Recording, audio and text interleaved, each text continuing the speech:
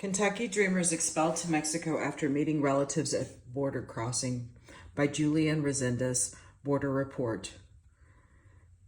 El Paso, Texas Border Report. It's been more than a week since Leslie Diaz last got to touch her children, feel their breath, tuck them into bed. The worst part is she doesn't know when she'll get to do that again. I've been crying since I got here, in hopes this is just a bad dream and we're going to wake up, but we're not. It's really hard because our kids need us up there, said Diaz, a resident of Kentucky who came to El Paso with her husband last week for a cosmetic procedure. While waiting for the appointment, the couple decided to meet with their Mexican relatives, but the family members cannot come over from Juarez, and Diaz and her husband are on the Deferred Action for Childhood Arrivals, the DACA program, and banned from leaving the country without advance parole. The couple and their relatives agreed to meet halfway up the El Paso del Norte International Bridge, with everyone staying on their side of the border.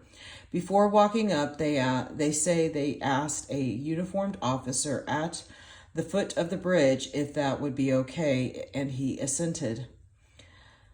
Things would be okay, or so they thought. But ports of entry, much like arrival inspections, areas of international airports around the world, are part of legal gray area. Democrats pitch economic benefits of legalizing 8 million undocumented immigrants. On September 9th, U.S. Customs and Border Protection officers at the bridge told Diaz and her husband, Francisco Garcia, in their view, they had left the United States. The fact that they're DACA recipients and allegedly traveled abroad made them ineligible to re-enter the United States, perhaps ever.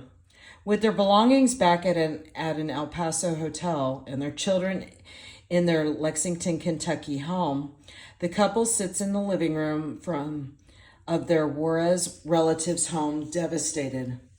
We do FaceTime, they say. They see the pain. They ask, "Why are you crying?" "'Cause I'm sick, Poppy.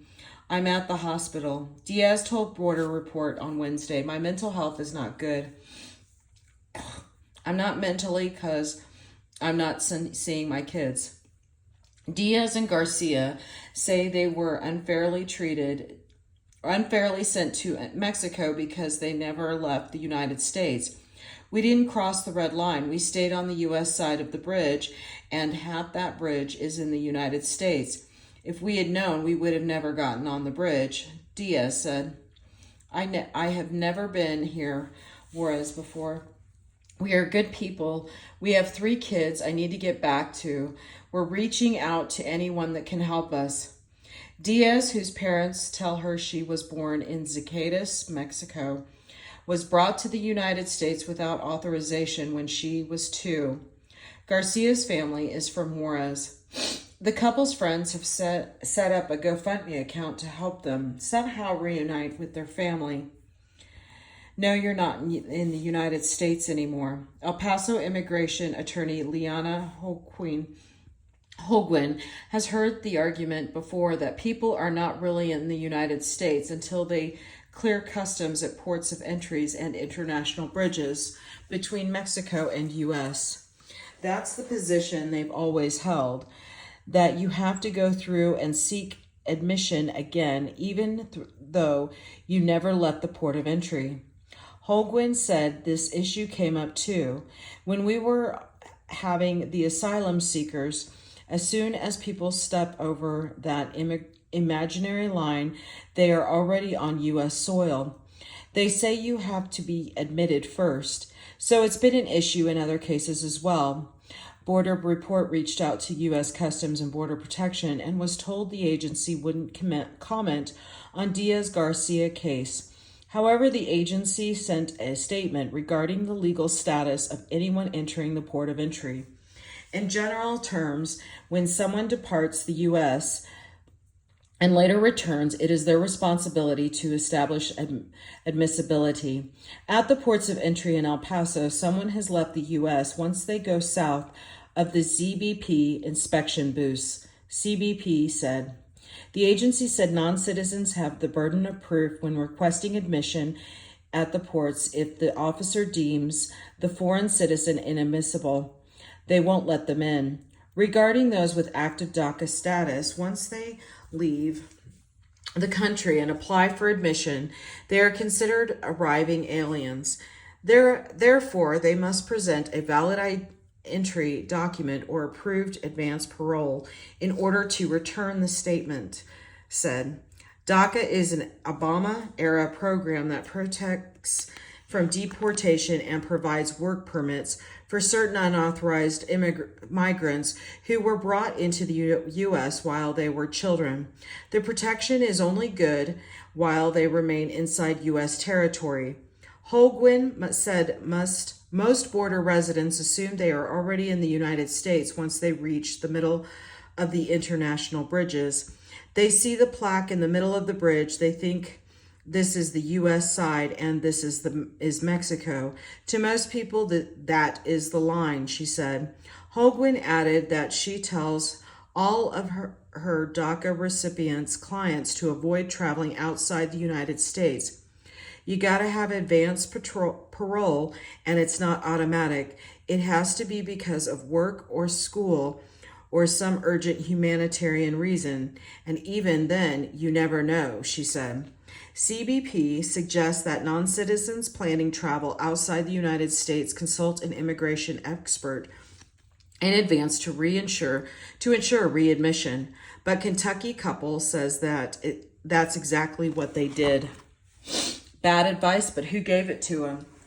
Diaz said her husband's aunt in Juarez called immigration to make sure the meeting in the middle of the bridge would be allowed. She says the aunt was told it would be okay. Diaz herself said she asked a uniformed officer on the U.S. side of the Paseo del Norte bridge if walking up and coming back would be okay.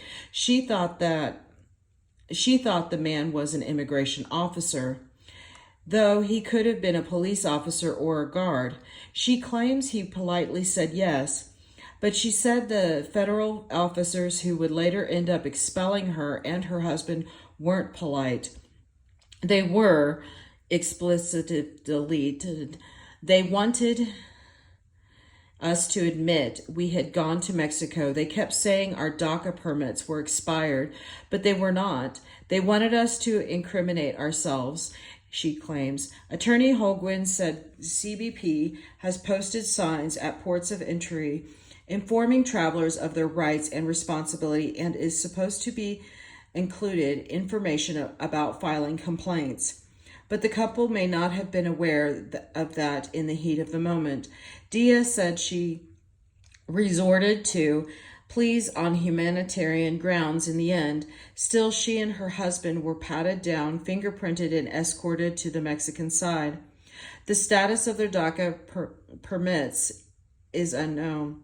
Living in Juarez has been hard for the couple the past few days. Not long after being expelled, a man on the street allegedly told them to watch their steps in his city. Diaz speaks limited Spanish, and this is the first time she's in Mexico since she was a baby. A big box store associate, a waitress, and a part-time telephone company employee, the Lexington resident says she's been crying day and night. We never thought this would happen to us. We were stripped of our rights and forced to leave behind our 3 beautiful children back home, our house, our car, our lives.